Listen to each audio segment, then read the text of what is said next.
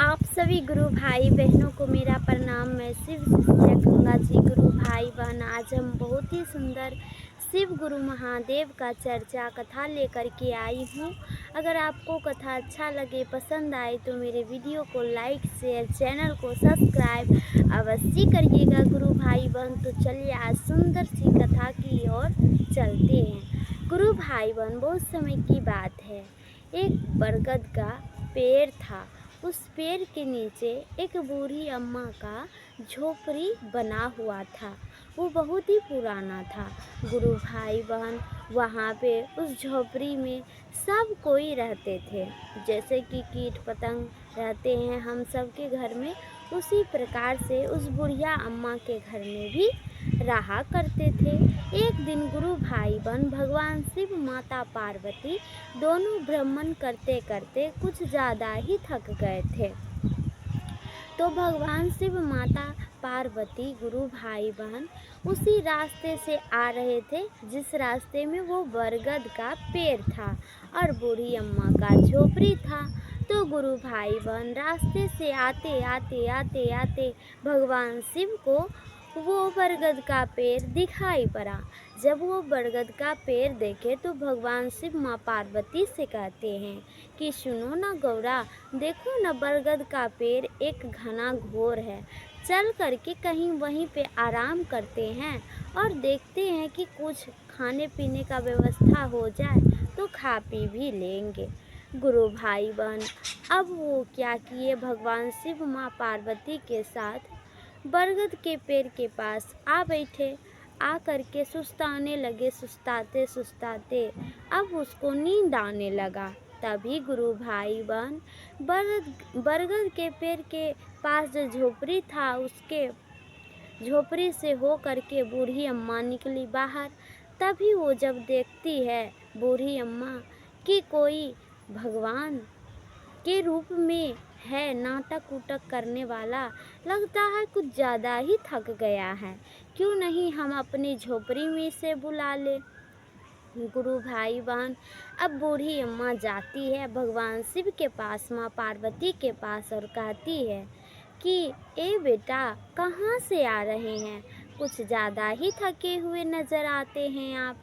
सो चलिए, मेरे घर में बहुत सा जगह है, वहाँ पर चल के आराम कर लीजिएगा और उसके बाद आप अपना जो भी कार्य से जा रहे हैं जहाँ वहाँ प्रस्थान कीजिएगा बाद में। सो चलिए आप मेरे घर। गुरु भाई बहन इतना कहकर बूढ़ी अम्मा भगवान शिव, माँ पार्वती को उस बरगद के पेड़ के पास जो सोए हुए थे वहाँ से उठा करके घर बुलाएं, अपना कुटिया में बुलाएं। और कुटिया में गए भगवान शिव, माँ पार्वती। तो राहत ही राहत था, क्योंकि वो ठंडा था, बहुत ही अच्छा था। गुरु भाई बहन भगवान शिव मंद मंद मुस्कुराए और कहते हैं कि ये तो अपना सबसे अति उत्तम जगह पे हम दोनों आ गए, क्योंकि यह बहुत ही अच्छा है, राहतदार है। ठंडी ठंडी वो ज़मीन है और ठंडा ठंडा ये सुहावना सा रूम है। सो बहुत ही अच्छा लग रहा है। गुरु भाई बहन वह धूप के मारे जब वह कुटिया में पधारे तो और उसको ठंडक महसूस हो रहा था। तभी गुरु भाई बहन बूढ़ी अम्मा बिछौना बिछा दी बैठने के लिए, और भगवान शिव, माँ पार्वती उस रूम में जो है कि बैठे। और तभी गुरु भाई बहन बूढ़ी अम्मा जो है गई अपना एक कोना में, जहाँ पे उसका पानी का एक मटका था। मटकी में से वो गुरु भाई बहन पानी निकालती है, गिलास में देती है भगवान शिव, माँ पार्वती को। भगवान शिव, माँ पार्वती जब मटके का पानी पीते हैं तो उसको बहुत ज़्यादा ही अच्छा लगता है, ठंडक महसूस होता है। वो अति खुश हो जाते, अति प्रसन्न हो जाते हैं। तभी गुरु भाई बहन, माँ पार्वती, भगवान शिव बहुत एक दूसरे से खुश थे उस कुटिया में आकर के। गुरु भाई बहन तभी जो है इतना में ही भगवान शिव, माँ पार्वती से बूढ़ी अम्मा कहती है कि आप सब यहीं पे कुछ क्षण आराम कीजिए, हम अभी घर बाहर से हो कर के आते हैं। गुरु भाई बहन, भगवान शिव माँ पार्वती कहते हैं, किस लिए आप बाहर जा रहे हैं, क्या काम है? तभी गुरु भाई बहन बूढ़ी अम्मा कहती है कि हम कुछ काम से हो करके आते हैं बाहर से, सो हम अभी चलते हैं, ज़रूरी काम है। गुरु भाई बहन अब वो ये नहीं बताई कि वो क्या काम से जा रही है, बाकी इतना बोली कि काम से हो करके आते हैं बाहर से चल करके। तो गुरु भाई बहन अब भगवान शिव तो अंतर ध्यान जानबे करते हैं कि लगाते हैं तो सब कुछ पता चल जाता है। भगवान शिव जो गुरु भाई बहन है वो ध्यान लगाएं, जैसे ही ध्यान लगाएं तो बूढ़ी अम्मा किस काम से जा रही थी उसे पता चल गया भगवान शिव माँ पार्वती को।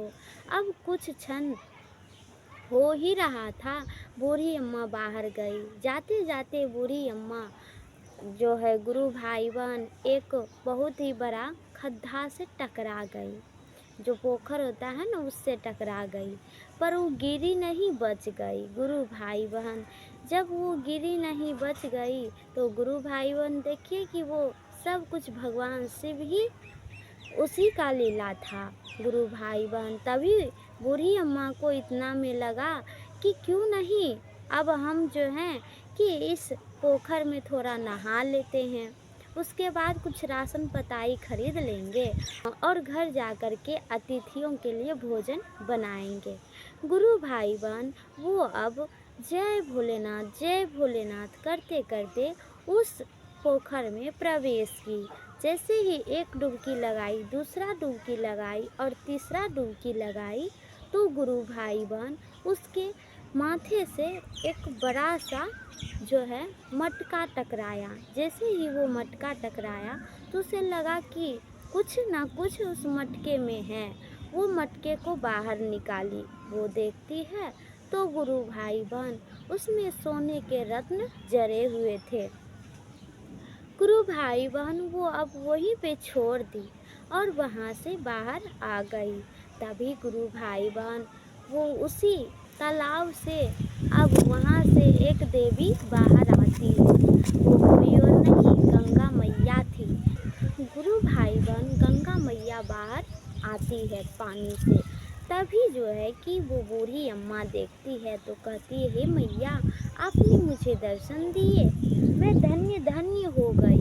गुरु भाई बहन तभी गंगा मैया कहती है कि बेटी तुम जो है बहुत ही सच्ची और अच्छी हो, किसी न किसी की मदद करती हो, इसलिए हम तुम्हें आज कुछ न कुछ देने वाले हैं उपहार में, सो तुम इसे लेके अपने घर जाओ। तो गुरु भाई बहन बूढ़ी अम्मा कहती है कि हे मैया मुझे कुछ नहीं चाहिए, क्योंकि मेरे घर में अतिथि आए हैं, बस वही थोड़ा राशन पताई लेने में घर से बाहर निकली थी। मैं सोची थोड़ा स्नान कर लूँ, इसलिए से मैं पोखर में प्रवेश की, सो हम आपकी दर्शन से धन्य धन्य हो गए हैं। तो गुरु भाई बहन गंगा मैया फिर से कहती है बूढ़ी माँ को, नहीं बेटी ये रख लो, हम तुम्हें उपहार में दे रहे हैं और जा कर के तुम दूसरों की भलाई करो, मदद करो। गुरु भाई बहन फिर वो बूढ़ी अम्मा माता को प्रणाम करती है और माता जो दी वो ले लेती है। वहाँ से नमः शिवाय जय मैया गंगे करते वापस घर आती है। वो जब घर आती है तो गुरु भाई बहन रास्ते से वो जो है सामान राशन पताई के ले करके आती हुई घर आ जाती है। जब गुरु भाई बहन वो घर आती है तो भगवान शिव माता पार्वती मुस्कुराते हुए फिर कहते हैं कि क्या हुआ मैया आप मुस्कुरा रहे हैं? तभी गुरु भाई बहन वो फिर से बूढ़ी अम्मा कहती है कि नहीं बेटा कुछ नहीं, बस माता गंगा की आज दर्शन हुए और उसने मुझे ये मटका दिया है जो कि सोने चांदी से जड़े हुए इसमें खजाना है। गुरु भाई बहन भगवान शिव बोले ऐसी बात है तो ये तो खुशी की बात है। बूढ़ी अम्मा कहती है हाँ हाँ हम इस सोने चांदी जो है मेरे पास इससे एक अपने भगवान शिव के लिए सुंदर मंदिर बनवाएंगे, उसमें भगवान शिव की हम पूजा आराधना करेंगे। तो गुरु भाई बहन भगवान शिव और प्रसन्न हो गए। तभी भगवान शिव गुरु भाई बहन वहाँ से कहते हैं कि ठीक है मैया, अब हम कुछ देर में यहाँ से जाएंगे अपने घर की ओर। तो गुरु भाई बहन बूढ़ी अम्मा कहती है, इतना भी जल्दी क्या है बेटा, कुछ देर और ठहरो, हम तुम्हारे लिए भोजन बनाते हैं। गुरु भाई बहन फिर भगवान शिव माता पार्वती जो हैं वो कुछ देर विश्राम करने लगे, आपस में वार्तालाप करने लगे। और इधर बूढ़ी अम्मा किचन में आकर के कुछ भोजन तैयार की और भगवान शिव माँ पार्वती को भोग लगाई। भगवान शिव माता पार्वती भोग खा करके अति प्रसन्न हो गए और गुरु भाई बहन वहाँ से बूढ़ी अम्मा को कहते हैं कि अब हम यहाँ से चलते हैं। आप बहुत ही अच्छी हैं, बहुत ही दूसरों की मदद करते हैं, आपके जैसा स्वभाव सबका हो। गुरु भाई बहन इतना कहकर भगवान शिव वहाँ से आशीर्वाद देते हुए चले जाते हैं। जब वह बाहर जाते हैं तो गुरु भाई बहन वहाँ कुछ दूर जाते जाते अंतर्ध्यान हो जाते हैं। यह दृश्य पीछे से देखकर अब बूढ़ी अम्मा समझ जाती है कि वो कोई और साधारण मनुष्य नहीं, बल्कि हमारे घर भगवान शिव माँ पार्वती सचमुच में आए थे। गुरु भाई बहन अब क्या होता है कि वो भगवान शिव माँ पार्वती की यह बात सबको बताती है। किसी को विश्वास नहीं होता है, पर गुरु भाई बहन जो उसको वो धन मिला था उससे यह बात अब सबको सच लगने लगा था। जब यह बात पूरे नगर में फैल गई तो गुरु भाई बहन बूढ़ी अम्मा जो है एक सुंदर भवन भगवान शिव के मंदिर का निर्माण करती है। वहाँ पे भगवान शिव की चर्चा आराधना करवाती है। धीरे धीरे उस गांव गिरान के लोग जो भी कोई थे सब कोई भगवान शिव की पूजा आराधना करने आने लगते हैं। इसी प्रकार से धीरे धीरे धीरे धीरे बहुत सारे लोग आने लगते हैं। एक दिन गुरु भाई बहन ऐसा हुआ कि गांव में एक बहुत ही बड़ा सेठ था। उसी गांव में बूढ़ी अम्मा के गांव में वो जब जानते हैं यह बात को तो बूढ़ी अम्मा के ही पास डायरेक्ट आ जाते हैं और कहते हैं कि ये बुढ़िया के पास कितना खजाना है जो कि ख़त्म ही नहीं हो रहा है। सबकी मदद करती है, भगवान शिव की मंदिर का निर्माण करवाई, ऐसा करते हैं उसका खजाना ही चुरा लेते हैं। गुरु भाई बहन अब वो सेठ को लालच लग गया। सब गांव गिरान के लोगों की बातें सुनकर उसे पक्का विश्वास हो गया था कि उसके पास जादुई खजाना है कोई। गुरु भाई बहन अब सेठ देरी ना करते हुए वो गए बूढ़ी अम्मा के घर रात में और छुपके से जा कर के बूढ़ी अम्मा के जो खजाना भरे हुए मटके में थे वो वहाँ से चुरा के लेके भाग गए। साथ ही मंदिर में जो बूढ़ी अम्मा महादेव की मूर्ति बनवाई थी वो भी चुरा लिए। अब वहाँ से भाग करके वो अपने नगर चले गए। धीरे धीरे समय बीता। गुरु भाई बहन यह बात फैल गई कि मंदिर में चोरी हुई है, बूढ़ी अम्मा के घर में चोरी हुई है। अब यह बात की भनक पूरे गांव वाले को पता चल गया, सब कोई जान गए। बाकी यह सबको समझ नहीं आ रहा था कि वो चोर था कौन, किसने चुराया। गुरु भाई बहन धीरे धीरे और समय बीता, तब जाकर के वो सेठ मंद मंद मुस्कुरा रहे थे कि अब जो है हम चुरा करके जो धन लाएं उससे और ज़्यादा बिजनेस करेंगे। गुरु भाई बहन वो धन और मूर्ति जो है ले करके चोर बहुत खुश था। एक दिन वह सोचा कि अब यह धन को हम दूसरे के दुकान में बेचकर उससे पैसा लेकर कुछ अच्छा बिजनेस की शुरुआत करेंगे। गुरु भाई बहन अब क्या हुआ कि वो जो भी धन था उसके पास दुकानदार को बेचकर पैसा लिया और उससे अपना एक अच्छा सा कारोबार शुरुआत किया। गुरु भाई बहन कुछ दिन ही चला वो कारोबार, बहुत ही अच्छा चला। फिर गुरु भाई बहन महादेव यह सब तो सब कुछ देख रहे हैं। वो धीरे धीरे धीरे धीरे चलते चलते गुरु भाई बहन महादेव गुस्सा हो गए, नाराज हो गए, क्योंकि वो सेठ बहुत ही कंजूस था, मक्खी चूस था।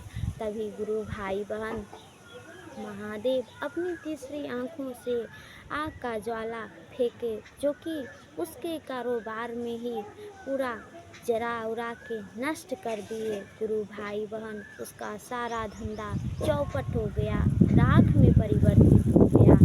अब उधर दूसरे गांव में हल्ला हुआ कि यह जो सेठ है उसका सब कुछ जर उड़ गया। तभी गुरु भाई बहन अब उसे भगवान शिव दर्शन दिए। कहते हैं, ओ सेठ, तूने लालच में आकर के बुढ़िया अम्मा के घर से धन दिए हुए चुरा लिए, मंदिर के जो मूर्ति थे उसे तूने चुरा लिए, सो अब तुम्हारा अंतिम समय आ गया है। तभी गुरु भाई बहन सेठ अब भगवान शिव से क्षमा मांगते हुए कहता है कि हे प्रभु, अब मेरा तो सब कुछ नष्ट हो ही गया है, बाकी अब मुझे आप माफ़ कर दीजिए। मैं समझ चुका हूँ कि चोरी करना पाप है, सो ये सारा जो भी मैंने चुराया धन वो तो मेरा चौपट हो ही गया, राख में परिवर्तित हो ही गया। बाकी जो मूर्ति है वो मैं सबको कह करके, गांव वाले को कह करके ये मूर्ति की स्थापना फिर से मंदिर में मैं करवाऊंगा। गुरु भाई बहन फिर महादेव की गुस्सा शांत हो गई सेठ की यह वाणी से। फिर गुरु भाई बहन भगवान शिव उसे क्षमा कर दिए। धीरे धीरे धीरे धीरे समय बीता तो गुरु भाई बहन यह बात की जानकारी सेठ खुद से ही सबको दिया कि उसने ही वो चोरी की थी और मंदिर की मूर्ति भी चुराएं, धन भी चुराएं। यह बात जब बूढ़ी अम्मा के गांव घर में पता चला, बूढ़ी अम्मा को पता चला, तब जाकर के सेठ गुरु भाई बहन वो पूजा अर्चना करवाया, बूढ़ी अम्मा को वो मूर्ति दे दिया और बूढ़ी अम्मा वही मूर्ति जो है अपना फिर से मंदिर में स्थापित की। और वो जो राख में धन बन गया था वो सभी फिर से रत्न में परिवर्तित हो करके बूढ़ी अम्मा के घर आ गया। गुरु भाई बहन फिर से अब बूढ़ी अम्मा पूजा अर्चना करने लगी, दान पुण्य करने लगी, दूसरे की मदद करने लगी। यही सब देखते हुए अब सेठ में भी सुधार आ गया, परिवर्तन आ गया। अब वो भी बूढ़ी अम्मा के देखते देखते सीख चुका था कि दूसरों की मदद करनी चाहिए और दान पुण्य करनी चाहिए, भगवान की भक्ति आराधना करनी चाहिए और चोरी चकारी नहीं करनी चाहिए, लालच भी नहीं करनी चाहिए। यह बात अब सबको समझ में आ गया था। तो गुरु भाई बहन देखिए, चोरी कितना बड़ा उसको दंड मिला, चोरी करने का कितना बड़ा दंड मिला, लालच करने का कितना बड़ा दंड मिला। यह बात की जानकारी सेठ को भी हो गया, गांव वाले को भी हो गया। अब सब कोई समझ चुका था कि भगवान की शक्ति अनमोल है। अब गुरु भाई बहन सब मिलकर भगवान शिव की चर्चा भजन आराधना करने लगे और सुखमय जीवन व्यतीत करने लगे। तो प्रेम से बोलिए, जय शिव गुरु, जय महादेव, जय मैया पार्वती की जय। हर हर महादेव। ओम नमः शिवाय, ओम नमः शिवाय।